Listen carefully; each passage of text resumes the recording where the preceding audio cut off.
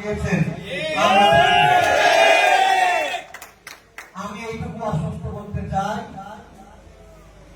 5 তারিখের পরে যারা আসছেন, খোদার কসম জীবনে যদি রক্ত থাকে কোন স্থান নাই।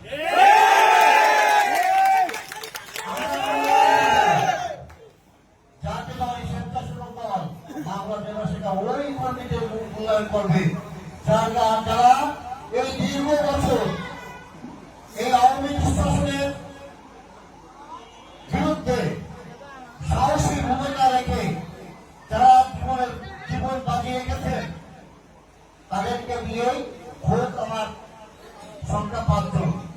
আমি ওই 5 জনকে নিয়ে হাঁটি হাঁটি পাপা করে এই সংগঠনকে দাঁড় করাবো। আমার নেতৃত্ব আছে, আমি আপনাদেরকে কথা দিয়ে গেলাম। আপনারা যারা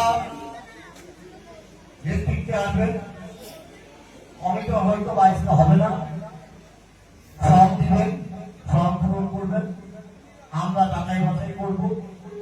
করার পরে আমরা একটি বিষয়, শ্রীপুরের আমাদের আহ্বায়ক,